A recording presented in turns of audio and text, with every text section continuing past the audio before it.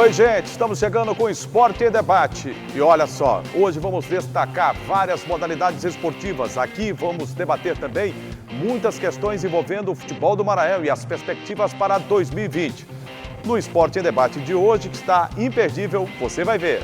Sampaio anuncia 20 jogadores para o ano que vem e confirma a pré-temporada para o início de dezembro. Federação Maranhense divulga a tabela detalhada do Campeonato Maranhense do ano de 2020. Juventude e Pinheiro fazem valer mando de campo e vencem segunda rodada da Copa FMF. Você vai ver ainda, Massinho anuncia a saída do Moto e clube procura novo treinador. E mais, Espaço Quebradeira oferece curso de defesa pessoal gratuito para mulheres. Tudo isso e muito mais você encontra onde? No Esporte em Debate, que já está no ar. E olha só, para começar o Esporte em Debate, nós vamos falar de uma ideia, olha, muito bacana. Duas amigas criaram um espaço e um momento de empoderamento feminino no Centro Histórico de São Luís. A repórter Juliana Cipaúba foi conferir de perto o Espaço Quebradeira, né, que mostra atividades desenvolvidas por duas amigas e que estão ganhando realmente muito espaço na Ilha de São Luís. O Espaço Quebradeira, no Centro Histórico de São Luís, agora é o mais novo endereço da ilha, onde as mulheres podem aprender técnicas de autodefesa. O ideal é usar roupas leves para participar das aulas. O local, comandado por mulheres, abre os caminhos não só para o empoderamento feminino, mas para a necessidade das mulheres se sentirem menos frágeis. Como o espaço ele é comandado majoritariamente por mulheres, a gente viu que era uma necessidade nossa, era uma demanda nossa, né? A gente sentia muito insegura ao sair de casa, ao andar por lugares, e a gente pensou, poxa, a gente não sabe se defender, né? Então a gente conheceu o Lucas, que é professor, e a gente pensou, por que não ceder espaço para que essas aulas pudessem acontecer, né? Já que ele se disponibilizou, a gente também disponibilizou espaço para as aulas poderem ocorrer. O instrutor de defesa pessoal, Lucas Nogueira, alerta para os índices alarmantes de violência contra a mulher, além da importância de usar técnicas de autodefesa no momento certo. Devido a toda a importância de se praticar uma atividade física, de praticar um esporte, tanto pelo bem da saúde e qualidade de vida, sabemos que, devido a dados estatísticos, de que a cada 15 minutos uma mulher no Brasil ela é agredida, passa por algum tipo de situação em relação ao que ela está colocando, está com sua vida em risco. Essa é a primeira aula de defesa pessoal para mulheres no Espaço Quebradeira. E, pelo jeito, elas estão dispostas a aprender técnicas que garantam autodefesa e respeito. A primeira lição do curso de defesa pessoal é saber como reagir em uma situação de perigo. Aqui do meu lado está o Lucas e ele vai explicar aqui uma situação junto com a Thalícia. Qual é a situação mais comum, por exemplo, em uma balada, uma mulher? Como é que ela pode reagir em relação a uma pegada brusca de uma pessoa? Bom, a primeira coisa a se fazer é quando essa é uma das ocasiões que mais ocorre durante o dia a dia, que é a vítima ser agarrada pelo braço. Então, um dos principais objetivos da defesa pessoal é fazer com que a vítima ela tenha um alerta rápido e consiga se livrar daquela situação de maneira rápida, onde ela possa correr, gritar, pedir ajuda. Então, eu estava ensinando para ela ainda há pouco sobre a questão de quando a pessoa é agarrada pelo braço e o que ela pode fazer. Simples, né? Não é nem força, é jeito, é isso? Sim, não é uma questão tanto de força, e sim mais uma questão de conseguir manter a calma e pensar. Thalícia, você já sabia dessa técnica ou não? Não, é novo para mim e eu fiquei sabendo do curso e achei muito importante hoje em dia mulheres participarem. E é fundamental que a gente se defenda, que a gente busque também se defender, locais que possam agregar, trazer mulheres para poderem se defenderem, para poder ajudar todas elas em locais de perigo. As aulas são gratuitas e acontecem todas as quintas-feiras no Espaço Quebradeira, na escadaria Humberto de Campos, no Centro Histórico de São Luís.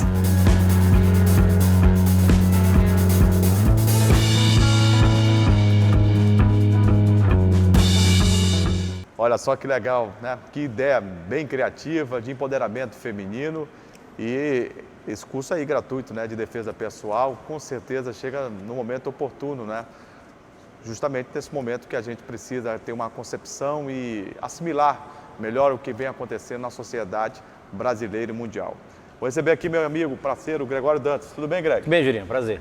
Prazer é nosso. A Juliana trouxe uma matéria muito interessante. Bem né? legal, cara. Duas amigas se encontraram, Sim. criaram um espaço de empoderamento, um espaço quebradeira, né? Sim, sim. Juliano, um espaço... Curso gratuito, né, de defesa pessoal. Exato, curso gratuito, né? A Juliana deixou bem claro, né? Toda quinta-feira, às 17 horas, 5 horas da tarde, lá o Espaço Quebradeira oferece essas aulas de defesa pessoal com o professor lá de Taekwondo, né? E surge justamente nesse momento de tão grande, infelizmente, violência contra a mulher, né? Então, os dados são alarmantes, inclusive tivemos a divulgação do último Atlas da Violência que mostraram esses dados, e nesse momento que surge esse curso, né, oferecido por essas duas garotas, duas meninas jovens, né, ali no Centro Histórico de São Luís. Com certeza, né, e vai servir bastante, né, porque em algumas situações, né, as mulheres podem se utilizar do curso, né, Sim, do claro. aprendizado, né, com gente especializada, né, Greg, com gente que conhece bastante, né, artes marciais, né, e pode ser utilizado numa hora dessa como de Isso. evidência, né, de um problema. Tomara que não seja necessário, né? Tomara que não seja necessário, a gente torce para que isso não aconteça, mas tendo em vista o número, a violência, né, principalmente aqui no Maranhão, contra as mulheres, e também, infelizmente, Juliana, o número de feminicídio, né, aqui no Maranhão vem crescendo a cada dia, né, a gente torce para que isso seja convertido, revertido, né, não aconteça mais, mas enquanto acontece é sim preciso tomar cuidado. E as meninas tiveram essa ideia super legal lá nesse espaço, que ele não é apenas um espaço para a defesa pessoal, na verdade serve de todo um procedimento de empoderamento da mulher, né? São várias atividades, Isso, né, são Greg? várias atividades, funciona como um brechó, também tem espaço de venda de roupa, de utensílios, de bolsas, então, e aí soma-se a isso essa peculiaridade que é a defesa pessoal. Que legal. Depois do intervalo, o Sampaio Corrêa anuncia 20 jogadores para a temporada 2020 e o clube vai começar a pré-temporada em dezembro. Os detalhes, segura aí que daqui a pouco a gente volta.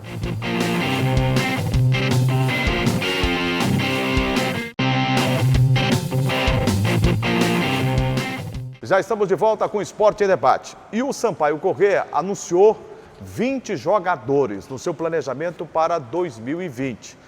Depois da viagem do presidente Sérgio Frota ao sudeste do país, em entrevista coletiva, o clube se pronunciou sobre aqueles jogadores que não vão ficar, os jogadores que são remanescentes da Série C do Campeonato Brasileiro e as novas contratações que o clube busca para a próxima temporada, que terá para o time boliviano o Campeonato Maranhense, a Copa do Brasil, possivelmente, já praticamente garantido, a Série B do Campeonato Brasileiro, já que o Sampaio não vai disputar a Copa Nordeste em 2020.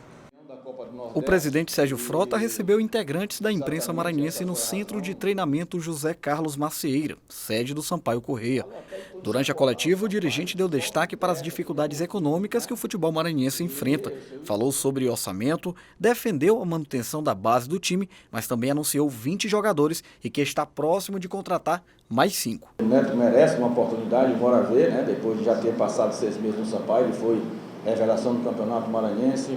Uma coisa é você jogar no Parque, outra coisa é você jogar no Sampaio de uma Série B. E aí, bora ver, né? Mas outro nome ou só um ou só mais dois? Eu acho que a gente precisa de dormir, a gente vai trazer força, mas sem pressa, o time para começar nós temos e tal. De lado nós estamos trazendo o Gustavo Ramos, artilheiro do Remo esse ano, um jogador que já surgiu muito bem no futebol de Goiás, foi comprado pelo Internacional, depois foi emprestado por Red Bull e tal, chegou no Remo e o Remo disputou com a gente, só que por uma questão de um relacionamento que eu tenho antigo de amizade no futebol, inclusive trouxe há 8 anos o jogador dele, Cléo Paraense, foi destaque, o Hércules, empresário, nós conseguimos trazer, o Gustavo Ramos. Estamos trazendo o Luan, que jogou no ABC, para você ver, a folha do ABC era 800 mil, a nossa era 200 mil, o ABC foi rebaixado. E está lá o Jefinho jogando Série B no Cuiabá, está lá o Lohan, que eu quis trazer, já foi para o Botafogo da Paraíba, que tem mais dinheiro, Joés está lá, então é um timaço. Então estamos trazendo o Luan, um jogador que surgiu há um tempo atrás no Vitória muito bem, já jogou contra a gente várias vezes, eu sempre observo, sempre vou ao jogo de Sampaio. Foram anunciados os seguintes jogadores que irão compor o elenco do Sampaio. Goleiros, Andrei, que está emprestado ao CRB, Moisés, que está emprestado ao Pinheiro e que negocia com mais outro. Laterais, pela direita Everton e Ian, pela esquerda João Victor. Zagueiros Paulo Sérgio, Lucão, ex-Globo do Rio Grande do Norte, Thiago e que está em negociação com outro zagueiro. Volantes Ricardo Capanema, Eloir, Ramon, ex-Alecrim do Rio Grande do Norte e que também busca negociação com outro jogador que irá compor a posição. Meias, Neto, que está emprestado ao Pinheiro, Wesley, ex-Resende do Rio de Janeiro e uma nova contratação. Atacantes, Matheus Lima, ex-Imperatriz, Ulisses, Matheus, Gustavo Ramos, ex-Remo, Luan, ex-ABC, Israel Júnior, ex-Tunaluso e Chaveirinho, ex-Guarani de Sobral. Ainda durante a coletiva, o presidente destacou a importância do apoio da torcida e pediu presença nos estádios. O Remo tem 20 mil sócios torcedores, nós temos 1.000, então eu não estou reclamando, eu estou dizendo que é importante o torcedor acreditar. Volto a dizer, o Maranhão tem um time na Série B, nós estamos evitando todos os esforços no sentido de trazer investimento. Eu já conversei com várias pessoas e qualquer investidor, gente, ele diz o seguinte: bora ver números. Aí ele vê o número, o Sampaio foi nono em arrecadação na Série C, foi segundo colocado na parte técnica. Número de sócio torcedor, isso não te respalda, isso é ativo, que você fala forte, olha, tem isso aqui, tem para que você possa investir, trazer um recurso. Então isso é um grande desafio do futebol maranhense. Ô Greg, anunciado 20 jogadores. Sim, é. Né? E aí? Primeiro passo, né? O presidente Sérgio Frota precisava fazer isso, né? Ter esse contato primeiro com a torcida do Sampaio. Desta forma, o Sérgio divulga os 20 jogadores, também anuncia o início da pré-temporada para o dia 2 de dezembro do Sampaio Corrêa, que será realizado também ali no CT do Sampaio, no Turu Velho, né? Na General Arthur Carvalho. O Sampaio anuncia esses jogadores nesse momento que é um momento de indecisão, de indefinição, na verdade. E aí, com o anúncio dos jogadores, dá uma luz para os torcedores, né? E também para o Brigatti, sempre lembrando que esses jogadores tiveram todo o aparato, né? Foram indicados em comum acordo com o presidente e com o Brigatti. Para o torcedor entender melhor o que aconteceu. Após a Série C, o técnico João Brigatti fez um relatório. Sim. A diretoria, e nesse relatório, quem serve e quem não serve. O presidente, inclusive, respondeu na coletiva sobre questões, por exemplo, do Odair Lucas, zagueiro, exatamente, que não vai ficar e que anunciou que não foi procurado. Respondeu sobre Lucas Huck, sim, volante que não vai ficar. Saiu. E aí trouxe a informação de que o treinador, né, na sua avaliação, diz, por exemplo, o Lucas Huck, porque é um volante que joga muito para o lado. Não é um volante que joga na vertical, por isso ele entende que não deve ficar, o João Brigatti. Sim. E a questão do Odair, ao que parece, envolve alguns procedimentos extracampos, que não ficaram bem claros quais são. Mas a gente sabe, porque o Odair está há algum tempo, né, dentro do Sampaio Corrêa, desde 17. E a gente tem algumas fontes, né, Greg? Então foi a opção do treinador. Né? Sim, com relação ao Odair Lucas, a gente tem informação que foram coisas de bastidor, né, ali, problemas extracampo, o Odair... Comportamental. O Odair sai do Sampaio, né, deixa o Sampaio. O Ronald II trouxe pra gente a reportagem, apresentou os jogadores, mas só lembrando aqui, Juliano, que a gente pode pontuar caso a caso, né? Por exemplo, o goleiro Andrei está emprestado ao CRB, disputando a Série B do Campeonato Brasileiro. Quando terminar, está o acordo, né, de acordo com o Sérgio Frota, ele volta à equipe do Sampaio. O Moisés, que é goleiro reserva do Sampaio, foi emprestado ao Pinheiro, está disputando essa Copa FMF, né, também retorna.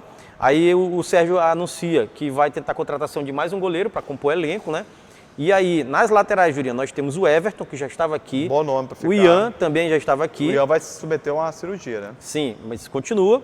E o João Vitor, que ele também acertou a permanência do... Boa lateral, mas para ser uma opção, para ser uma titular de uma Série B, eu acho que não seria o ideal. Acho que é pesado também para ele. Eu acho que concordo. É outro nível a Série B. Compartilho dessa ideia também. Os zagueiros que continuam na equipe do Sampaio, Paulo Sérgio continua, né? O Thiago continua. Aí ele contratou o Lucão, que vem do Globo do Rio Grande do Norte, e anunciou também a negociação com mais um zagueiro que pode chegar a qualquer momento no Sampaio. Eu vi jogar pouco o Lucão, mas a princípio vejo que o Sampaio vai precisar de 2 zagueiros de um nível maior. Precisa, porque... Para compor com o Paulo Sérgio. Paulo Sérgio Não. Para mim vai ser titular. O Paulo Sérgio é jogador, ele é jogador de Série B, ele não é nem é um jogador que estava acima do nível da Série C, na minha opinião. Com certeza. Em alguns clubes, com você. Em alguns clubes da Série A até poderia se encaixar, sim, não tenho dúvida disso, mas da Série B ele é tranquilo, resolve, e o Sampaio precisa de sim mais um zagueiro, concordo com o Juracy. Os volantes, Ricardo Capanema continua, Eloy continua mais um ano, né? O Ramon veio do Alecrim do Rio Grande do Norte, né, contratação, e ele também anunciou a negociação com mais um volante. Acho que vai precisar de mais um ou dois. O Eloy joga, terminou muito bem a temporada. O Ricardo Capanema, para mim, é uma opção de segundo a terceiro volante. Titular não pode. Não pode. Também concordo. Tá entendendo? Acho que ele vai ter que buscar um de referência mesmo, né? Isso, primeiro volante lá. Primeiro volante. Isso. Quando eu falo referência, é de nível mais alto. Nível Série B com experiência. Mais caro, inclusive. Já com experiência, né? E tem o Ramon do Alecrim, que eu confesso que eu não vi jogar, não posso emitir opinião sobre aquele que a gente não conhece. Com a relação a essa posição, é bom lembrar que o Ferreira é do Sampaio, excelente jogador, né? O que aconteceu com o Ferreira? Isso, foi o Ferreira, emprestado. Antes de vir para o Sampaio, tinha um acordo. Ele fez um acordo com o Atlético Cajazeiras. Sim. Disse, olha, mesmo eu conquistando o título lá, ou ascendendo, eu volto para disputar o estadual. Ele está cumprindo com o presidente do clube, né, que ele estava, o Atlético Cajazeiras, mas segundo o Sampaio, ele retorna para a Série B. Exato, e o Sérgio até revelou que foi uma coisa de acordo já com o atleta. Já existia. Isso, que quando acabar o Campeonato Paraibano, ele volta para o Sampaio, para defender o Sampaio nas competições aí, Série B, né? Do segundo, começa no primeiro semestre e se prolonga até o final do ano. Com relação aos meias, Juninho, os meias, o Neto, né, que está emprestado à equipe do Pinheiro. Esse precisa ganhar cancha. Experiência. Não tem condição e não terá, no primeiro turno, por exemplo, condição de ser titular de uma Série B. Pode amadurecer e mostrar. Mas ele, titular mesmo, é muito complicado, não tem. E é uma responsabilidade muito grande. Sim, lembrando que ele está emprestado para a equipe do... Porque tem que ganhar cancha. Pinheiro, né? Agora disputando a Copa FMF, eu concordo com você, ele tem que ganhar cancha, sim, precisa de mais experiência. Agora, uma coisa é disputar a Copa FMF e a outra é uma Série B do brasileiro. E uma coisa era defender a equipe do Pinheiro, que ele veio direto do Pinheiro para o Sampaio, numa Série C. É complicado, então ele realmente sente isso, é normal, é um atleta jovem ainda que vai ganhar experiência, mas para esse momento, para a equipe de Sampaio correr Série B, para mim está distante de ser titular, né? Atacantes, o Sampaio anunciou, né, o presidente Sérgio Frota, o Matheus Lima, que veio do Imperatriz. Esse é bom jogador, artilheiro. Isso, artilheiro do Imperatriz na competição. Artilheiro, um jogador que vai ter um bom aproveitamento dentro do Sampaio. A gente tem uma expectativa grande no futebol dele. Não, eu também tenho. Permanência do Ulisses, a permanência do Matheus, contratação do Gustavo Ramos, que veio do Remo, do Luan, que veio do ABC, do Israel Júnior, que veio da Tuna Luso, e do Chaveirinho, que veio do Guarani de Sobral. O Chaveirinho vai até mudar de nome, né? Tem que mudar, né? Tem, porque não... Né? Não dá, com o Chaveirinho fica complicado. Com relação a esses atletas aqui, Julinho... eu vou te dizer uma coisa aqui, pra gente sintetizar pro torcedor. Ainda não é o time da Série B, não. Concordo. Esse é um time, ele não falou isso, o presidente. Não. Mas, para mim, é um time que vai ser testado no Campeonato Maranhense. Sim. E ele vai ter que contratar aí mais 6, 7, 8 peças de maior destaque. E tanto é que ele está viajando, o presidente Sérgio Frota vai para a Argentina, da Argentina deve ir para o Uruguai para buscar jogadores. É uma outra questão. E eu vejo muito se falar o seguinte, mas vai buscar jogador na Argentina, lá de divisão de base? Se for divisão de base, eu não concordo. Porque a gente tem uma divisão de base aqui que poderia ser melhor aproveitada. Jogadores mais jovens que deveriam estar num processo para Sampaio, Mota e Maranhão, tendo uma melhor utilização. Agora, hoje o futebol argentino, colombiano, chileno, venezuelano, uruguaio, principalmente, o que tem de jogador vindo de lá para cá, para os grandes clubes do futebol brasileiro, é uma festa. Por quê? Porque economicamente é mais barato. Aumentou também. São jogadores que têm um perfil, um biotipo muito parecido com aquilo que muitos treinadores gostam de ver, força, raça, determinação. E o mercado há uma diferença muito grande. Então, mas é preciso, você vê que eu estou falando dos gigantes do futebol, um Flamengo, tá entendendo? Um Corinthians, todos os times, os clubes do Rio de Janeiro, Palmeiras, vão buscar de maneira pontual. Isso. Se o Sampaio acertar de maneira pontual, bacana. Aí é uma outra história. No passado aqui o Moto, por exemplo, teve grandes jogadores que vieram, por exemplo, da Argentina. Você lembra do Fernando Argentino? Volante, muito bom jogador. Ó, Juraci, tem outros dois aspectos também que garantem, que, vamos dizer assim, dão esperanças, né, para o Sérgio Frota em trazer esses jogadores de outros países. Por exemplo... Agora, peraí, deixa eu deixar bem claro. Contratações pontuais. Sim. Não é jogador para poder fazer experiência aqui. Não dá. Assim, porque aumentou o limite de estrangeiros no futebol brasileiro por time, a gente sempre lembra que eram 3, aumentou para 5. Então isso aí possibilitou que houvesse essa contratação de jogadores e teve esse inchaço de jogadores estrangeiros no Brasil. E também tem um fator, Jurinha, que os técnicos brasileiros, eles mesmos reconhecem, né, que o jogador latino-americano, tirando o brasileiro, tem uma consciência tática melhor do que o brasileiro. Não, e deu muito certo. Isso. Eu, por exemplo, sou a favor dessa abertura de mercado, viu? Sim, também sou. Porque eles chegam aqui e a grande maioria, tem uns que não dão certo. Mas a maioria O dá. Flamengo teve algum... Não, vários que não Palmeiras deram teve certo, um monte que deu Botafogo errado também. Tal. Tem. Mas enfim, mas a grande maioria a gente vê que são peças importantes. Que se adequa. Exatamente.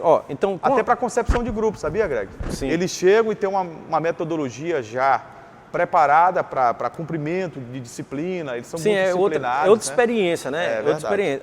Com relação a esses jogadores aqui da parte ofensiva do Sampaio Corrêa, eu destaco, Jurinha, o Matheus Lima, como você já falou, né? Também destaco a permanência do Ulisses. Eu ainda tenho esperança no Ulisses, que pode dar certo nessa Série B, né? O Gustavo Ramos, que veio do Remo, a indicação do Brigatti.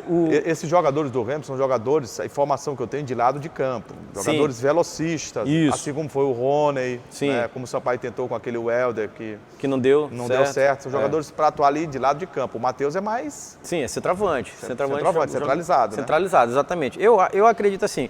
Compartilho da sua opinião, o Sérgio faz para mim essa experiência. E só para o torcedor ter uma ideia, isso é questão de treinador, eu respeito. O Sampaio teve um dos artilheiros da Série C, que foi o Salatiel. Para mim não era grande coisa, não. Não, ele era fazedor de gol. O João Brigatti optou pelo Matheus e o Sampaio deixou de tentar a permanência do Salatiel, que pediu também, 40 mil. Mas aí também para competir com o que o Náutico ofereceu. 40 mil, mais 80 de luvas. Né, de luvas, aí é complicado financeiramente. Não, a informação que a gente tem é que o Náutico praticamente triplicou o salário dele, né, que ele recebia aqui no Sampaio. Então era muito complicado o Sampaio competir com o Náutico nesse aspecto financeiro. O Náutico, lembrando, campeão da Série C, derrotando o Sampaio Corrêa. Então, Jurinha, eu só tenho uma coisa, finalizando esse assunto do Sampaio Corrêa aqui, a destacar a respeito do que você disse, da composição do elenco.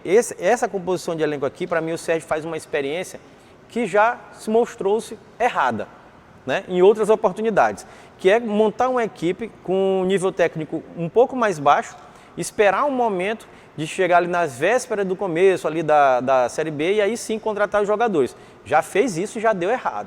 Eu torço, sinceramente, para que dê certo, mas a minha esperança primeiro, ver esses jogadores em campo, ver esses que vão ser contratados em campo, para dar uma análise melhor, né? Aí são dois aspectos. Mas é complicado. Primeiro, quando você toca que esse planejamento de você começar com uma equipe mais barata para depois reforçar não dá certo, realmente. Não deu. Mas mostrou. Mas a gente, para ser, e nós dois temos muito isso, né? A gente tem uma sintonia muito grande profissional, porque a gente precisa também saber reconhecer a hora de se fazer uma análise mais criteriosa. Se você não conhece o Chaveirinho, se você não viu o Wesley jogar, se você não olhou esses jogadores que estão sendo contratados a atuar 3, 4, 5 vezes, como é que você vai emitir também uma opinião? Não vou dar opinião. É para chegar, observar. Eu vou esperar.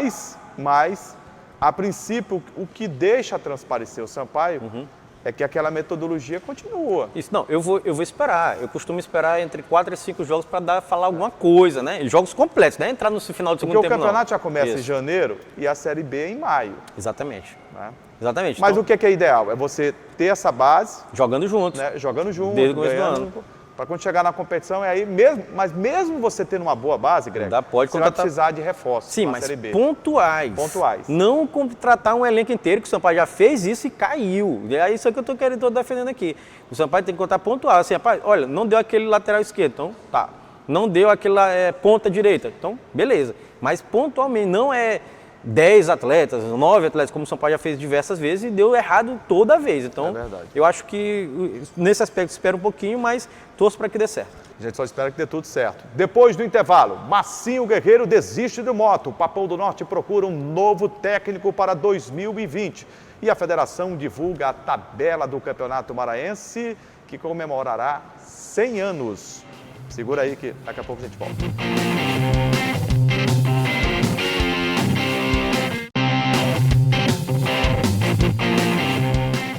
E a gente começa esse bloco falando da desistência do treinador Massinho Guerreiro do Motoclube de São Luís.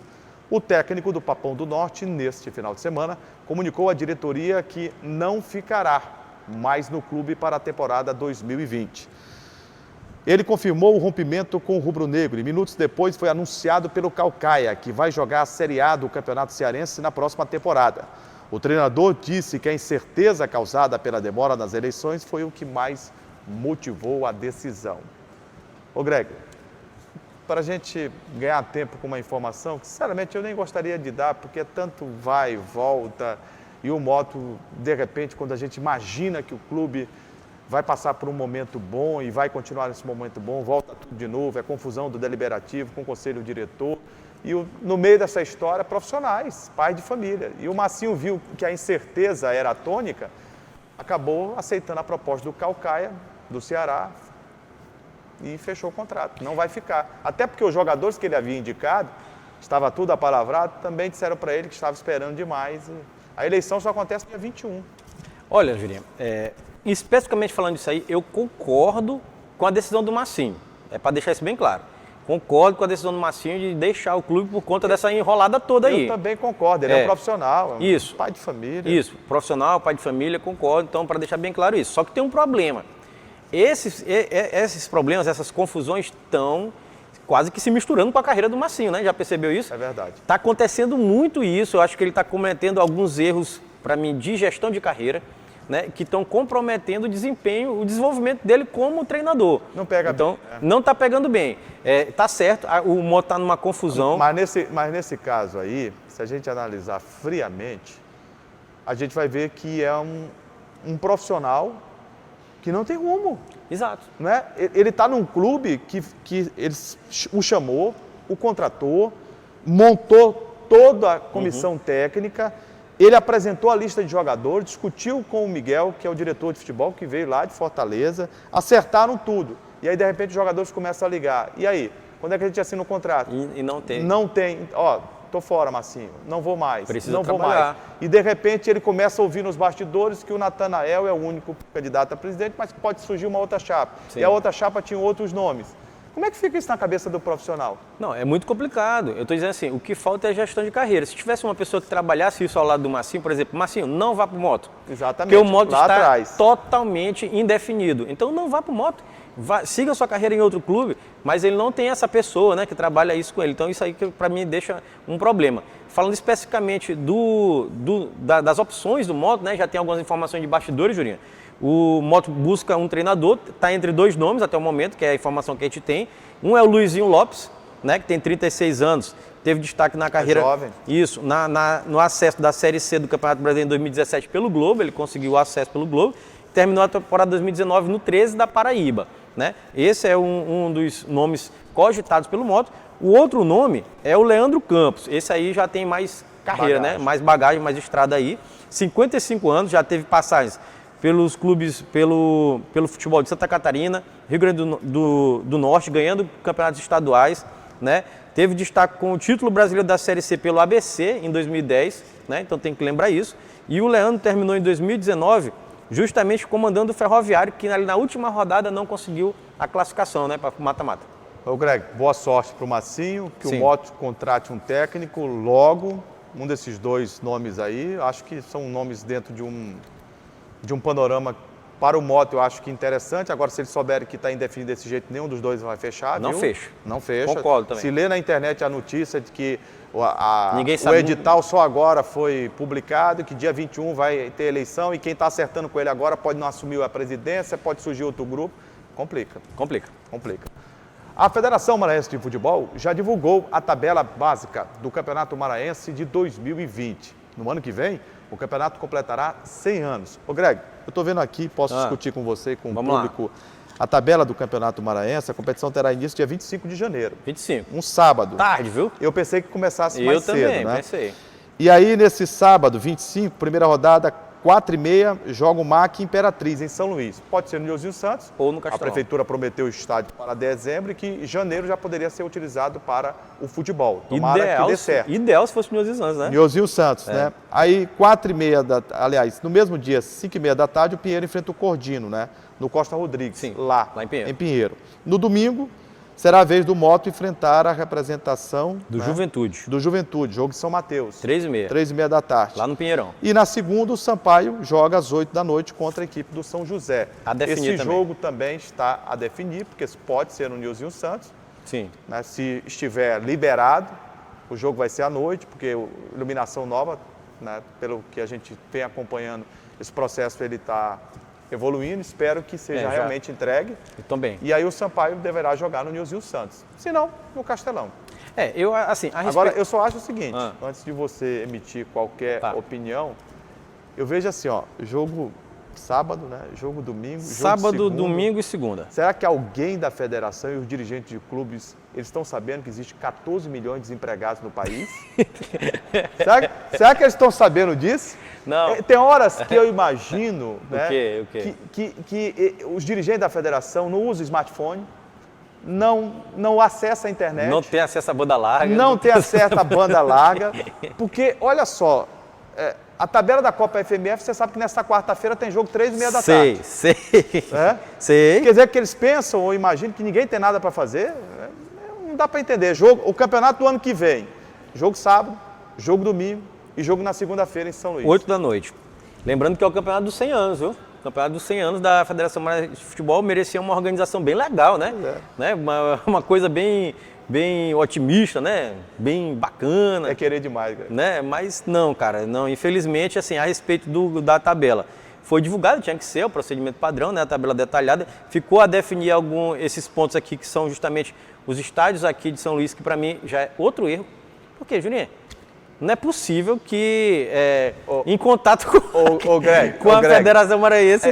Greg, se você pegar... Com a Cendel, chega lá... Se você pegar o arquivo aqui, se o bispo disser o seguinte, ó, sobre o Campeonato Maranhense, vamos buscar aqui o que o Juraci e o Greg falaram em 2016. A gente está falando a mesma coisa. É verdade. A federação jamais, como entidade promotora, organizadora, disseminadora do futebol, jamais poderia aceitar que um clube para disputar a primeira divisão fosse disputar sem ter uma praça. Não tem lógica. Estádio de futebol. Não tem lógica. Até porque tem que apresentar os laudos, né? Pois é. Né? E não... mas assim, o que meu único pleito assim, maior nesse momento é assim, pô, o jogo vai ser no Castelão, vai ser no Nilzinho Santos. Define logo, aí não, ele deixa assim em aberto, né? Deixa em a definir. Então, com relação a isso, eles fizeram o procedimento padrão, que é divulgar, a gente tem que divulgar a tabela detalhada mesmo, aqui esses confrontos, e nada mais do que isso. Porque bastava não teve cumprir nada... só o estatuto do torcedor.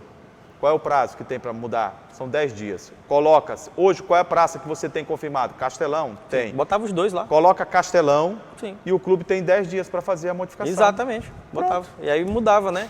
E eu tenho esperança que a Cendel vai liberar vai estar liberado. O Nilzinho Santos para jogos, inclusive, à noite. E aí nós poderemos ter, ia ser bem legal, esse jogo aqui, ó. Maranhão Imperatriz, 4h30, sábado lá no Nilzinho Santos. Bacana, né, cara?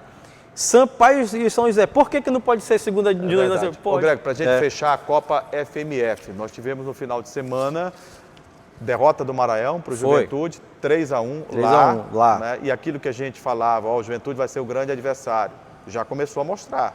3-1. Embalado, tá, né? Venceu bem o Maranhão. Vem da segundinha aí. O Pinheiro vem de uma vitória. 3-1 também. 3-1. Boa recuperação diante do Santa Quitéria. Exato. E tivemos a vitória do São José. Para mim foi a grande surpresa. E aí mostra que o Cordino realmente não teve aquela reformulação, né, que o pessoal pediu lá. Frágil. O Cordino está muito fraco. Tá muito e mostra outra coisa também, que aquele resultado que eu até disse isso, pode ser enganoso, aquele resultado do Maranhão diante do Cordino, né, que eu achei totalmente exagerado, porque a equipe do Cordino é muito fraca, Júlio. Muito fraca. É bem diferente do Cordino que a gente viu jogar. E é triste isso, triste isso. E aí já temos a divulgação da próxima rodada, né, da competição, Juliano. Com os resultados, só lembrando aqui, com os resultados, o Juventude chegou aos 4 pontos, né? Enquanto o Maranhão ficou com 3, o Cordino segue sem pontuar. São José se recuperou e somou os primeiros 3 pontos, Pinheiro também chegou a 4 pontos. Próxima rodada, terceira rodada, né? Quarta-feira, dia 13, teremos São José e Pinheiro, que jogam no Castelão às 3h30 da tarde, né? Loucura isso aqui, quarta-feira, dia 13, 3h30 da tarde, São José e Pinheiro no Castelão. Loucura não é essa, aqui, não. Ó, peraí, ó, no mesmo horário jogam Cordino e Juventude no Leandrão. Certo. Né? A loucura não é essa. E o jogo do Maranhão? Essa aqui é pior. Santa Quitéria e Maranhão está marcado para o Cerejão em Rosário, 3h30 da tarde, quarta-feira. Pra gente fechar o programa? Fala, sem público. Ainda tem isso. Vai ser, tá entendendo? Seria cômico se não fosse trágico. Nem que o torcedor queira ir ao Não jogo pode. de Santa Quitéria e Maranhão. Não pode. Ele já não está indo. Nem Mas vai. aqui no futebol do Maranhão, nem que ele queira ir, ele pode. Não pode. Porque é jogo de portão fechado. Portão fechado. Porque não tem laudo técnico. Não tem. Ah, então eu vou embora. Tchau. Gente, obrigado. Até a próxima. A gente se vê. Tchau, galera. Valeu. Tchau.